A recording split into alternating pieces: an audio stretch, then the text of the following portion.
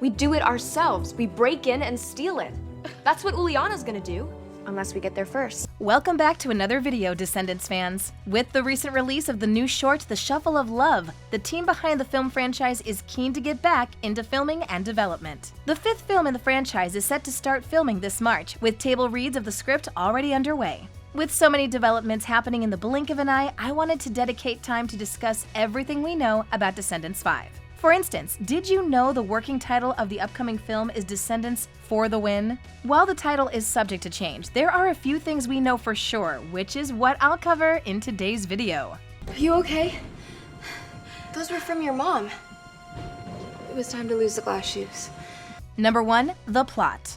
After a year of waiting, we finally have news about the future of the Descendants universe. After Uma's ominous warning at the end of The Rise of Red, we assumed that Red and Chloe would face consequences for altering the natural flow of time.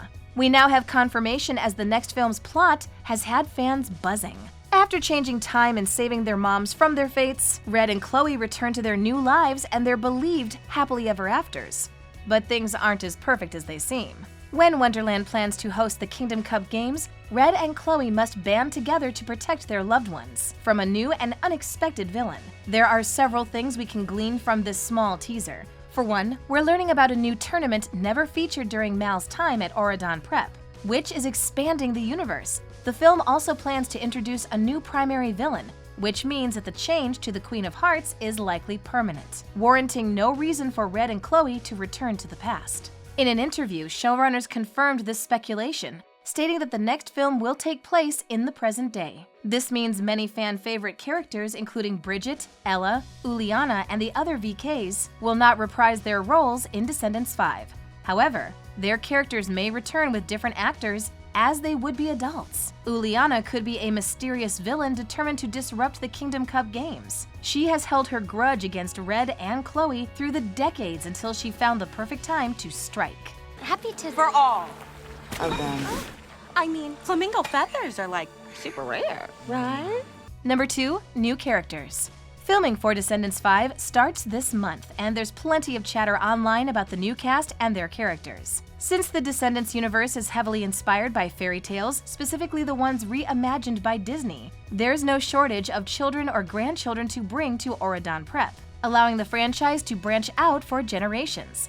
This trend continues for the next film, as prominent names from beloved Disney films have caught my eye while researching for this video. As we're returning to Red's hometown, it's no surprise we'll be learning more about her mentor, Maddox Hatter, as he has a teenage son named Max. Max is described as an old and loyal friend to Red, who is likely a direct result of the timeline changing, as he didn't appear in the last film. There are also new siblings related to pre-existing characters, such as Felix Felicie, Hazel Hook, and Pink. Pink is the most surprising reveal on this list, as she's the more optimistic and upbeat younger sister of Red, who didn't exist before Red went back to Merlin Academy. We've received little commentary about her so far, but we know that Bridget shared her love of baking with her youngest daughter, and that Pink loves to share her cupcakes with others. Aside from siblings, completely new characters are entering the story for the first time, likely as the next generation of students for Auradon Prep. Some of these characters include Robbie Hood, the son of Robin Hood, and Luis Madrigal, the son of Luisa Madrigal.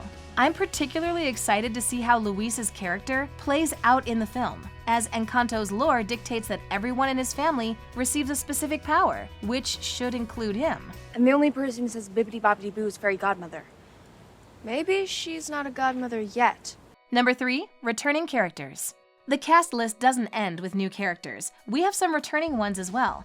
Naturally, Kylie Cantrell and Malia Baker will reprise their roles as Red and Chloe in the upcoming film. There's little doubt that they've become the new Mal and Evie of the franchise, leading the narrative and shaping what becomes of the franchise moving forward. They will likely be on every project in this era of Descendants, while other cast members come and go. So far, only 2 returning Descendants alumni have confirmed that they will reprise their roles, while other characters were recast to have brand new actors. One of the returning actors is Rita Ora, who will reprise her role as Bridget, the now kind and benevolent Queen of Wonderland. Ora has confirmed that she's ready to begin filming in the latter half of the film. This means that the Queen of Hearts may not appear until the story's major conflict is underway, or that they're waiting to bring Aura in until later when the younger cast has already filmed most of their fight scenes, stunts, or choreography. Either way, we know we'll see more of the Bridget we came to love at Merlin Academy, albeit a little older and wiser. Melanie Paxson will also reprise her role as the fairy godmother, who will help host the Kingdom Cup Games. Doing so might be one of her responsibilities as the president of Auradon University, a role she took on at the beginning of Rise of Red. Two young characters brought to Auradon by Mal's VK redemption program, Squeaky and Squirmy Smee, will return in the next film. In their previous appearances, they were too young to attend Auradon Prep, but were likely taken from the Isle due to their age and its harsh living conditions. They spent much of Descendants 3 under Audrey's sleeping spell. Now that several years have passed, the twins are teenagers and likely attending Auradon full-time, meaning they can participate in tournaments like the Kingdom Cup. Squeaky is noted as quiet, insightful, and a sharp team player, while his brother Squirmy is energetic, competitive, and always up for a challenge. All you have to do is swear allegiance. Is that so hard? If it means compromising everything I stand for, yes. Number 4, new setting. One of the other shocking changes the Descendants franchise is making is to the setting. Many previous films and animated projects have taken place at Auradon Prep, with the occasional misadventure to other locations like the Isle of the Lost. However, since most characters attended the school, they had little reason to leave the grounds or venture far from home for long periods. The Rise of Red tested the waters by transporting Red and Chloe into the past. And while they may not have attended Auradon Prep like their ancestors, Merlin Academy was the foundation for the infamous school, and where many prominent fairy tale characters got their start. Red and Chloe enrolled at Auradon Prep and attended the school at the start of the first film, so we know they're students there, and will likely become roommates moving forward. The film should begin with them attending classes and settling into their new lives, as they begin noticing subtle changes after altering the timeline. However, the plot should pick up once they learn about the Kingdom Cup Games, and how they'll be hosted in Wonderland, meaning Red will experience having friends come to her home for the first time. This also means that the setting will change, predominantly within Wonderland rather than Auradon Prep. It isn't necessarily a bad change, but it deviates from the pre-established formula enough to make me pause. At the start of the first film, we saw Wonderland, and it seemed that the Queen of Hearts ran her kingdom like a prison. Everyone had a curfew, soldiers patrolled the streets, and any act, like vandalism, was punishable by death.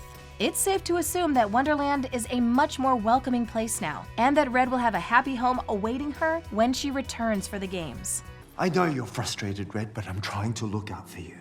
I care about you very much. I'm sure I'm not the only one looking forward to the next installment of the Descendants franchise. I loved the original 3 films, and while The Rise of Red is undoubtedly different, I can't knock it for trying to rebrand and appear to an entirely new generation of viewers. Chloe and Red's stories are compelling enough to keep me coming back for more, especially when we consider their complex relationships with their parents and how those relationships impact how they interact with the rest of the world. These lessons could be applied to every character in the franchise, and that's what makes them so great. As it stands, Red and Chloe still have so much to do, and their adventures are only beginning, so I can't wait to see what they do next. Come on, everyone's waiting for us. Wait, so you're getting more guards? I'm getting more guards. Now breathe. Thanks for watching. If you enjoyed this video, hit that like button. Subscribe to our channel and turn on notifications to stay updated on our uploads. I want to be dangerous. My life was perfect until you stole it. And then Auradon turned its back on me.